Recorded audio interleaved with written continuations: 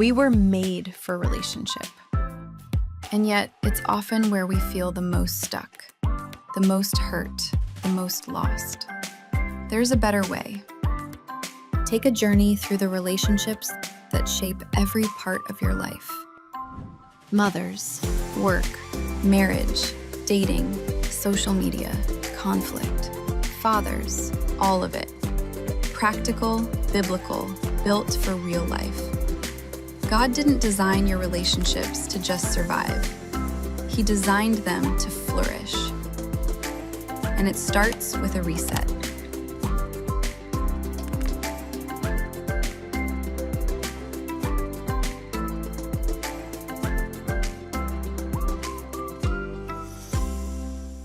Good morning, Zarephath. It's great to be with you this morning. My name is Ben Stapley, and I serve on staff as the executive pastor. Thank you for being with us here this morning on site and online. I have the privilege of continuing us in our relational series. If you're not aware, we're in a series called Relational Reset, Reclaiming God's Design. And the desire of the series is for us to look at a number of relationships and through the guidance of Scripture and the power of the Spirit to reset what they are and to turn them into healthy and holy relationships. Last week it was Mother's Day, so the relationships that we were looking on were based upon mothers. Thank you for that one person who participated. I appreciate that. A couple weeks from now it's going to be Father's Day, and we will be focusing on relationships about fathers then as well. Thank you for that. We're going to be looking at other relationships based upon marriage and based upon dating. The relationships are going to be working across the gamut over this series. This morning, the relationships that we are looking at are work relationships, which may be interesting to you because I can be honest, I don't remember the last time I heard a sermon based upon work relationships. Sometimes we come to church and it can be difficult from what we're hearing to learn how to apply it, right? Like maybe we're going through a sermon series based upon Leviticus. We're spending 10 weeks looking at all these obscure laws. Like, why can't I wear cotton and polyester in the same garment? I don't know how to apply this into my life. That's not the case this morning. The message this morning is going to be deeply applicable. What we're talking about this morning is what you're going to be able to apply tomorrow morning. You're going to be able to put this into action in the next 24 hours. One of the reasons why we want to look at work relationships is because we are living longer. We're living longer, and because of that, we're also working longer.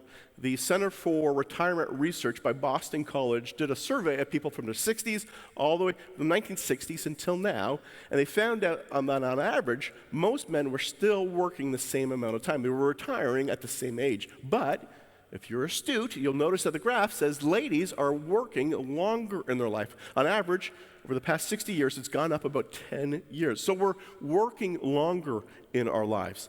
I got a feeling in 20 years from now, you'll see me like this, working at Walmart. We're all working longer in our lives. I heard they got great retirement package there. So we're working longer in our lives. That's one of the reasons why we wanted to talk about this. We're also focusing a lot of our lives on work. A lot of our lives on work. You may have heard about the 8-8-8 rule, the idea that we are spending 8 hours of our lives on me time, where we're just focused in on, eating, grooming, exercising. 8 hours of our time in sleep, hopefully, we're trying to do that. And then 8 hours of our time in work. The 8-8-8 rule shows that we spend a lot of quantity of our time at work. Not only do we spend a lot of quantity of our time at work, we spend a lot of time in different work. We spend a lot of time doing different jobs. I look back at my past, like, hey, what were all the jobs that I had in high school? Let's see if I can remember all of them. And I came up with this list. I was a seasonal worker at No Care Farms. I'm a telemarketer at Canadian Comms, a gas station attendant at Esso, a stock boy at Pistachio's Bulk Food, a stock boy at Food Basics, a stock boy at AMP Grocery. Apparently, I really enjoyed being a stock boy.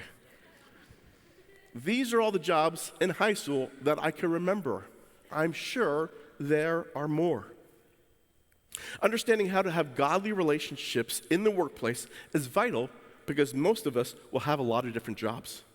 We will end up rubbing shoulders with probably hundreds of different coworkers. And if we don't figure this out, we waste the opportunity of God to work in a third of our lives.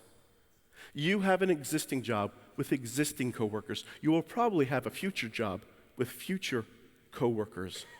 God wants you to reach them. The question is, will you allow him to work through you at your work? The message this morning is entitled, When Coworkers Are Complicated. When coworkers are complicated. And some of you, I'll be honest, I can tell right now, some of you I've lost. Some of you hit the snooze button. You said, I'm not working right now. This doesn't apply to me. I'm going to get a 30-minute power nap. Don't do that. Don't do that. This message will apply to you. Obviously, it applies to those who are employed. It also applies to us if we are students. If you're a student, you might not be a stock boy or a stock girl right now, but you will be. There will come a time where mom and dad nudge you out of the nest, where they push you out of the nest, and you have to learn how to fly and how to have healthy, reset work relationships. To be honest, you're not resetting your work relationships. You are setting them this morning. You are building a mental framework by which you are going to conduct yourself in the workplace for 20, 30, 40, 50 years. And to be honest, I wish I had a message like this when I was younger, because it took me a lot of trial and error to get to healthy workplace relationships, because it was never set to me when I was a student. So if you're a student, lean on in. You might be a homemaker saying, this doesn't apply to me. Maybe not right now, but you may re-enter into the workplace, or you may enter it into the first time when you become an empty nester. Even if that's not the case, your spouse probably works. You probably need to be a gentle source of encouragement to help nudge them towards healthy and holy relationships in the workplace. If you're a homemaker, lean on in. Also, you might be independently wealthy. If you are, I'd love to meet with you after the service. There's a number of vacations I want to take that I think God's calling you to finance. If you're independently wealthy, this message is for you. You obviously did something right in the workplace. You figured out how to turn a profit, but to do it with coworkers, probably in a healthy way that they stuck around with you and they helped you meet your bottom line and move the business forward.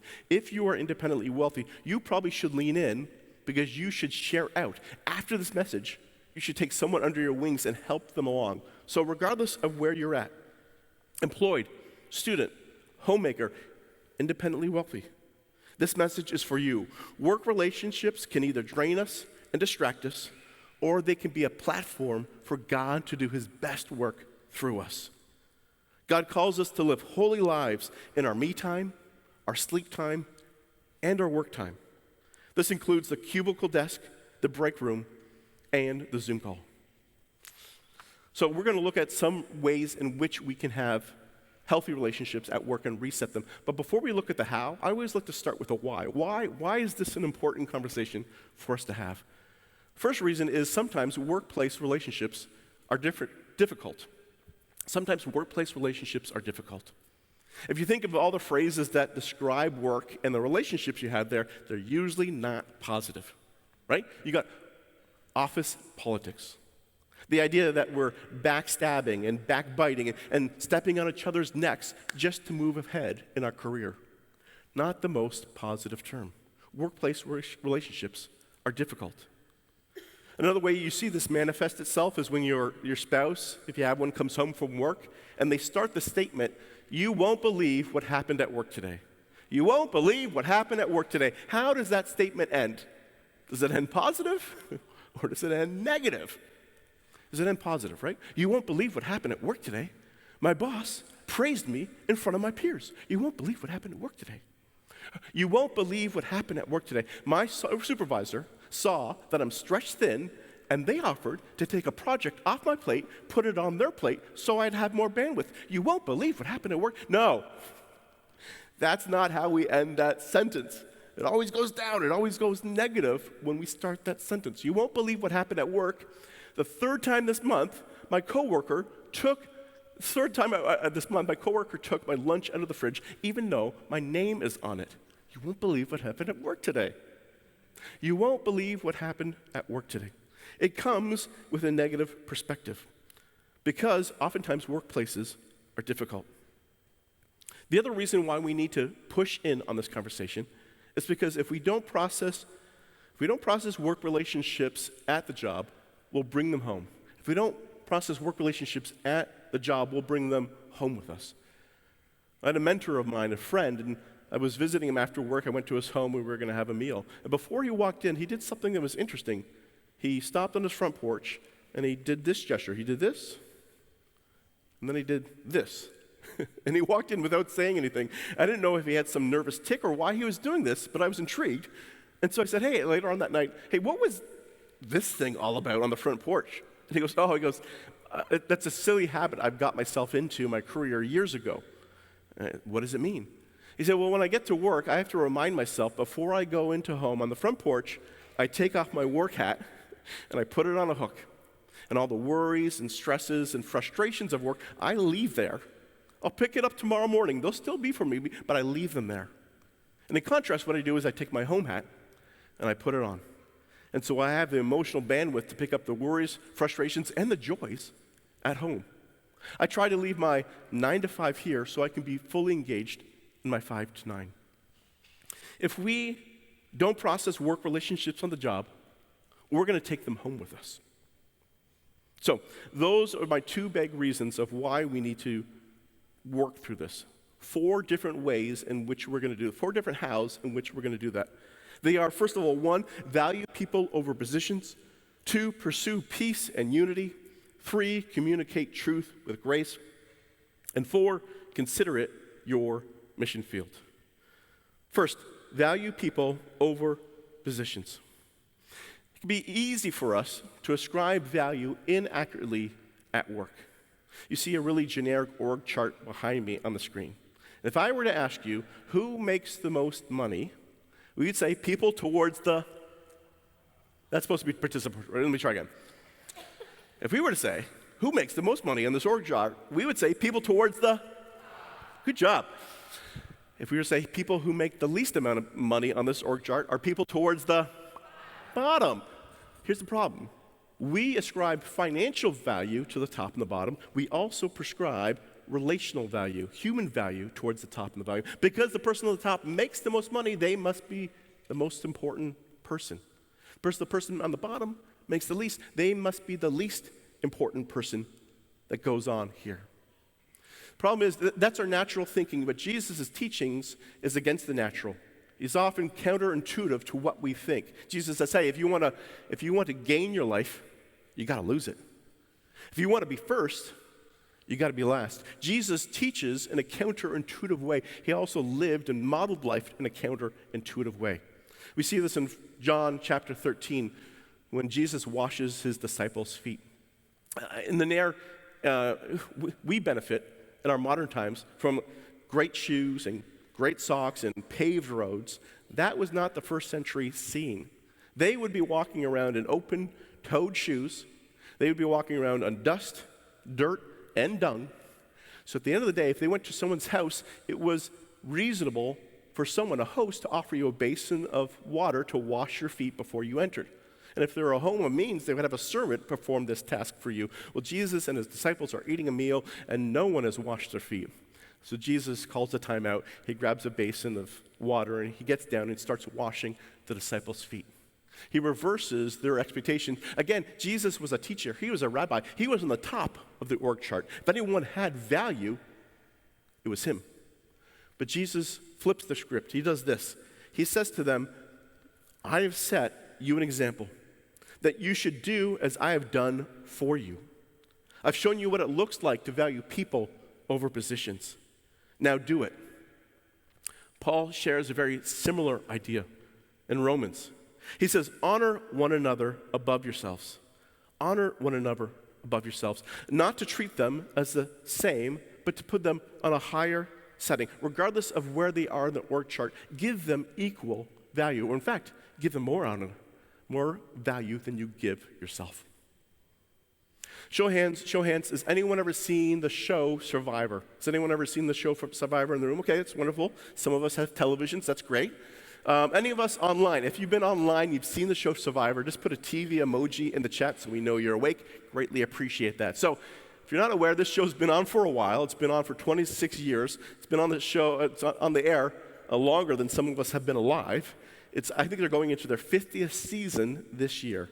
So it's been around for a while. And if you're a fan of the show, if you watched it, you know what they do. What they do is they'll pre-record interviews with the different contestants, and then they'll drop them in over the course of the show so you get an understanding of who the person is. And there's one phrase that the contestants come back to again and again that they say. And if you know how it ends, fill in the blank with me. They'll say, we got an avid watcher in the front row, I appreciate that. I'm not here to make friends.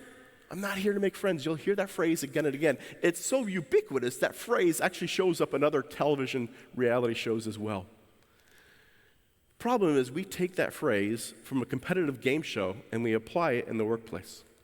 Some of us are sitting around our break rooms looking at our coworkers, and internally we're saying, I'm not here to make friends. I believe that this is a competition. And the only way I can advance and win is if you lose. Jesus says, no, value people over their positions, even if it means losing that position. I had a friend of mine who was applying for a promotion in his department. He was applying for it, and another coworker was applying for it as well. And he came to the hiring manager and said, these are all the different ways I think I'm qualified for the job. This is how I can move the mission forward.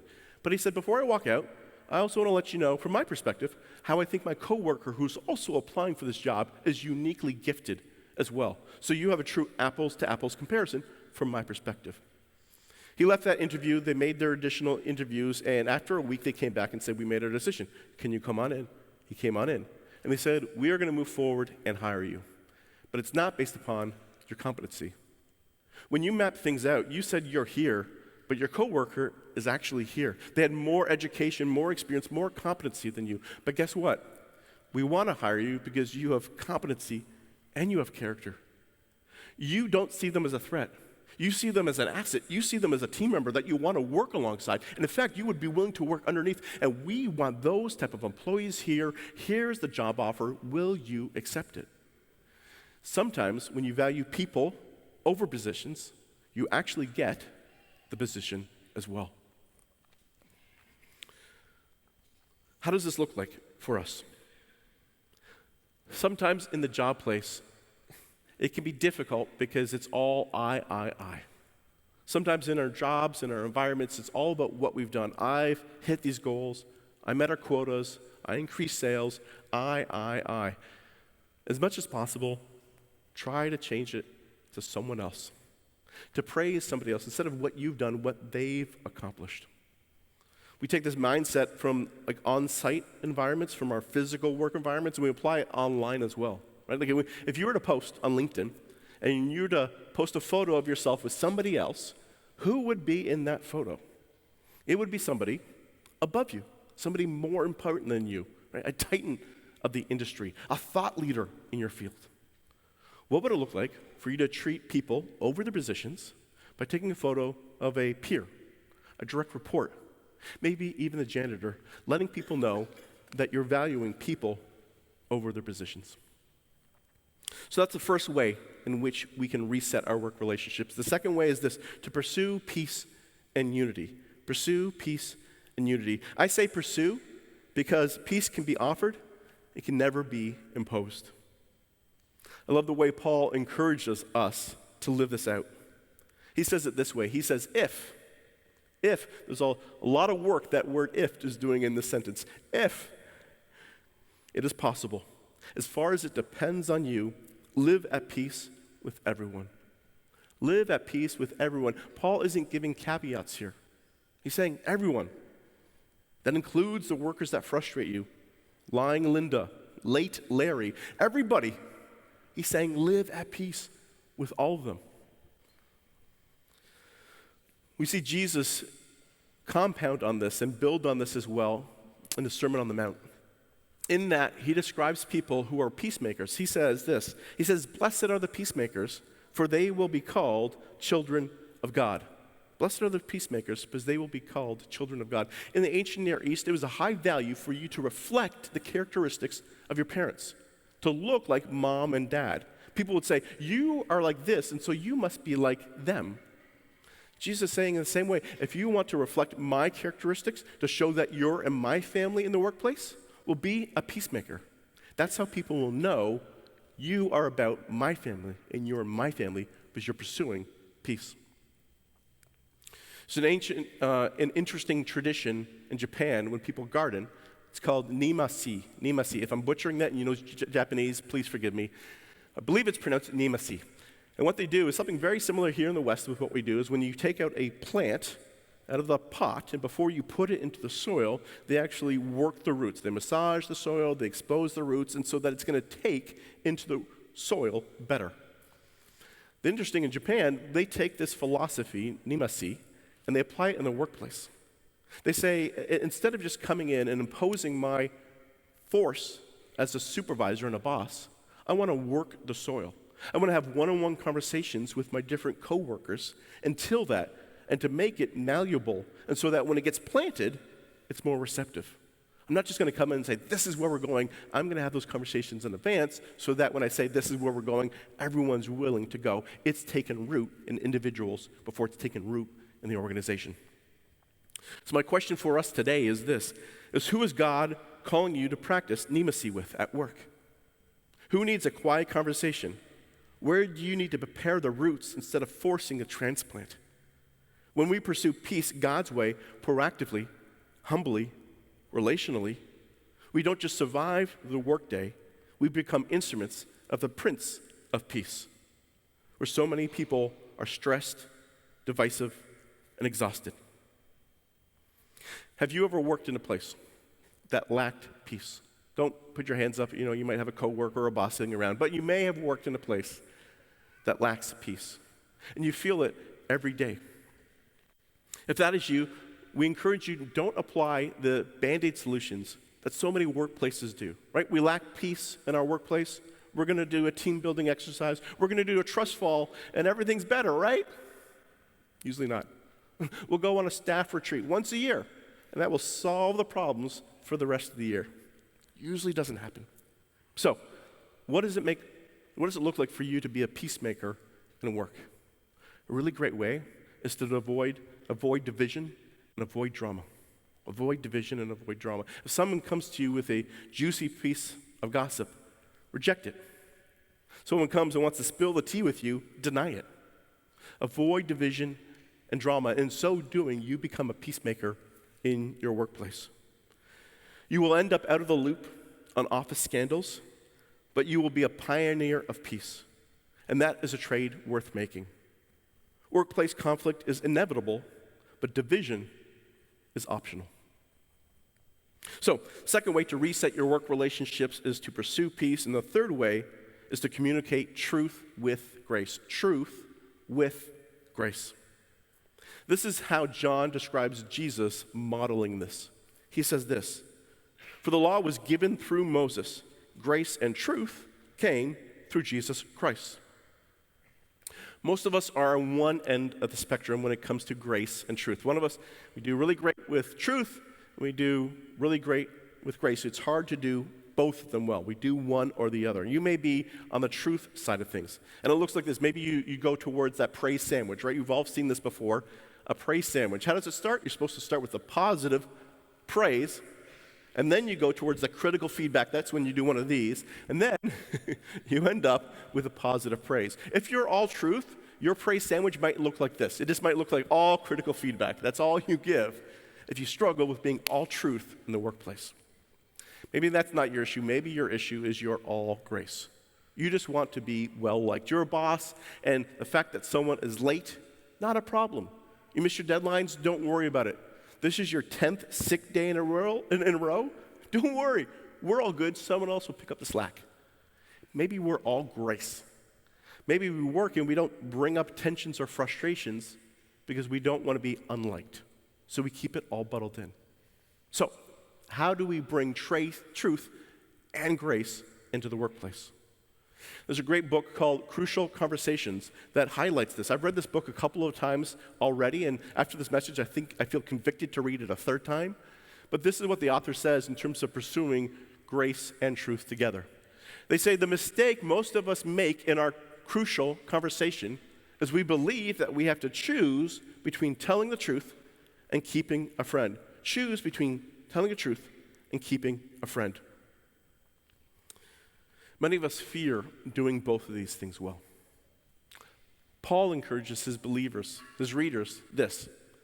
Paul says, do not let any unwholesome talk come out of your mouth, but only what is helpful for building others up according to their needs, that it may be beneficial to those who listen. Paul encourages the believers to think of others when talking, and in so doing, he knows that it will help curb unwholesome talk, that they will be able to speak truth and grace together. Another way to apply this in your environment, if you struggle with truth and grace, is this. I'll say it this way. I'll say, communicate as though the other person is there. Communicate as though the other person is there. So if you're writing an email, write that email and imagine that they're CC'd on it. When you're writing an email about a coworker, imagine they're CC'd on it. It will drastically change the way you write that email. And P.S., if it gets forwarded to them, you don't have egg in your face because you communicated as though the other person was there. They were reading the email. If you're talking about a coworker to another coworker, talk as though they are there. Right? And the nice thing about this is I like to call it the whisper challenge. How do I know if I'm talking respectfully about a coworker? If I'm talking about a coworker and my voice starts to get low, I start to whisper, let me tell you about Jan. Let me tell you about Jacob. If I start to bring my voice low and I start to bring my voice down, it's probably because I'm bringing them low and I'm bringing them down.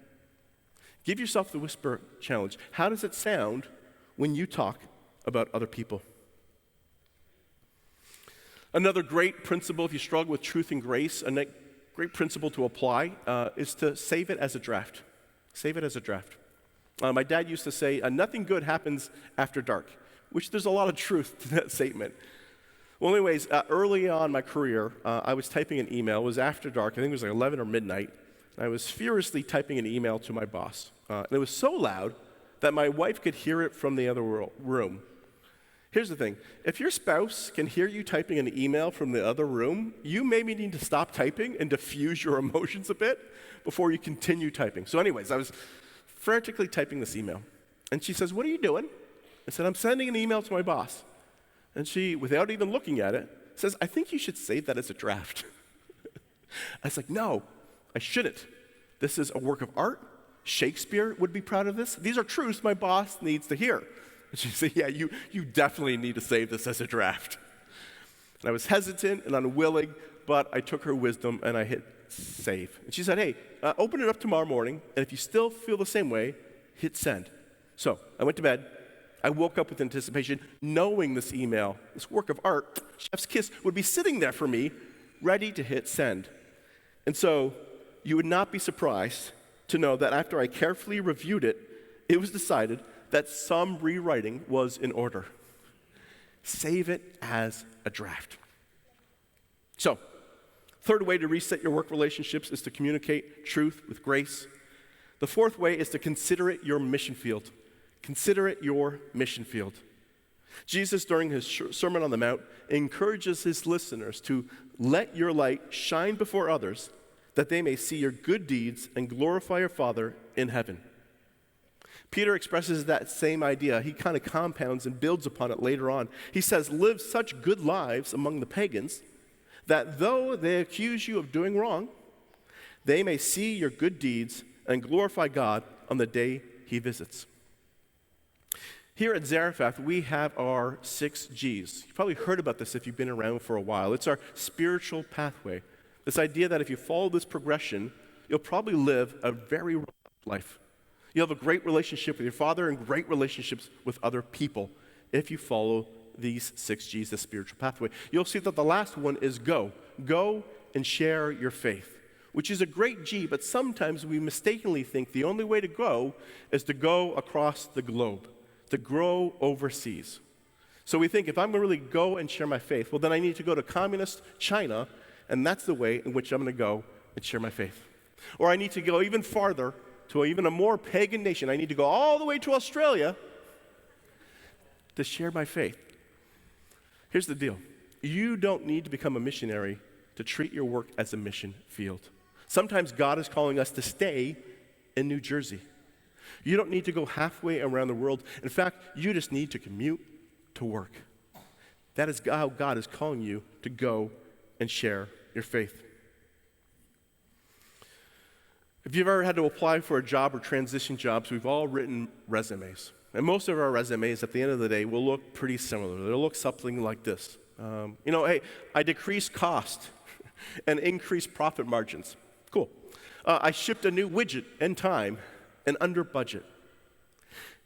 When we go to work and treat it as a mission field, our resume changes as well. Instead of releasing projects, we're redeeming people. When you treat your workplace as a mission field, this is how your resume could look like at the end of your job or your career. It could say this: I mourned alongside a boss when she lost her husband early to cancer. A team member and their family started attending church because I invited them. I pointed a coworker to my source of joy, Jesus, which they accepted as their source of joy. When we change up how we view our workplace, instead of just a means to an end to make some money, but we consider it as our mission field, our resume looks vastly different at the end of our lives. When you treat every coworker as an eternal soul, you finish your career with a different set of accomplishments. We started today looking at 4 ways in which we can reset the relationship at work. We're going to conclude by looking in particular how we can do that as a supervisor, a peer, and a direct report. How does that look like if you're a supervisor, a peer, or a direct report? Well, a supervisor, a great way to reset the relationship is to flip the script, to do something counterintuitive, be like Jesus.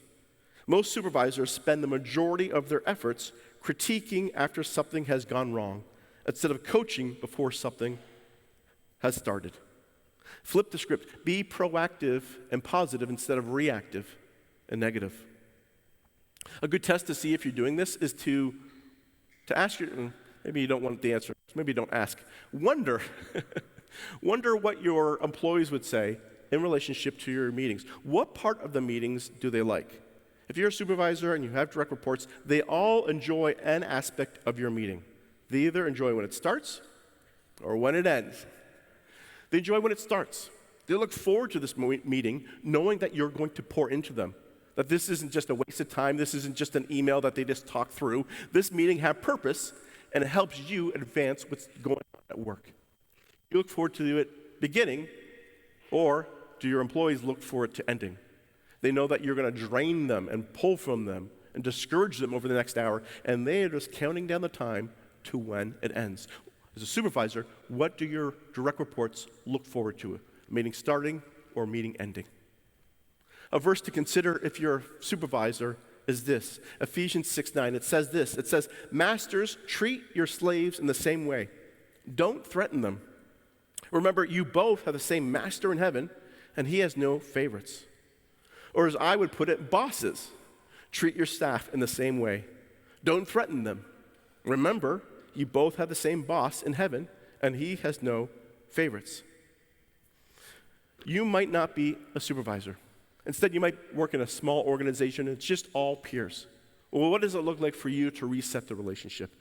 I'm going to encourage you to do this. Praise others instead of highlighting yourself. Praise others instead of highlighting yourselves. Most organizations, after they've launched a project, completed a quarter, they'll do some type of review, some type of debrief, some type of autopsy.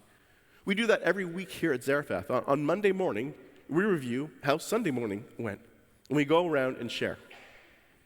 It would be inappropriate, it would be wrong, it would not be right if during that review process, I said, you know what was great yesterday? You know who really crushed it?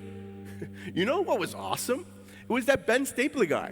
That message he gave was fantastic. We can laugh at that, but that's how some of us approach our jobs. We're all about self-promoting. Don't promote yourself, promote other people in the workplace if you're a peer. And what does this look like if you are a direct report, if you're on the bottom of the rung? How can you reset the work relationship? You do have power. You do have agency, and God wants to use you. I'd encourage you to do this. Pray for coworkers by name. Pray for coworkers by name, and in particular, the difficult ones, the ones that cause you frustration and stressation. Lazy, Larry, late Linda. Call them out by name. But here's the thing, you can't do two things at once. You can't harbor hate in your heart for somebody and also speak out praise with your mouth and pray for them with your mouth. You can only do one of those two things. Hopefully, you stop the harboring hate as you continue to pray for them by name. We're going to end the services today by singing a song, Do It Again. There's a line in there that says, I'll see you do it again. You made a way when there was no ways, and I believe you'll do it again. Some of us are looking at our workplace and they're saying, no way will it get changed. It is unhealthy, it is toxic, and there's no way it will change. And God is saying, I'm going to make a way. I want to change things. I want to move a mountain at your workplace, and I'm going to do it through you. As you pursue peace, deny division and discord, as you pursue peace, I'm going to make a way in your workplace. And there's going to be a new thing happening. Maybe you have a supervisor, and they are an unrepentant sinner. If you look them up in a dictionary, you would see their face beside the definition. They are far from God, alienated, hostile to who he is. And right now in your heart, you're saying, there's no way. There's no way, God, you could work in the heart. But God is saying, there is a way. I want to make a way, and I want to do it through you. Will you treat your workplace as a mission field? Will you allow me to reset the relationships here? Will you help me make a way when there seems to be no way? Jesus, we offer you our relationships. We ask that you would reset our workplace. With supervisors, peers, and direct reports, would you make a way when from our human eyes and our human vantage point, there seems to be no way? We call upon you, God, the mover of mountains. If you can move a mountain, you can work at my job. Work through me. I yield myself as your instrument, as a positive agent for change and restoration at my workplace. Move a mountain, change my workplace.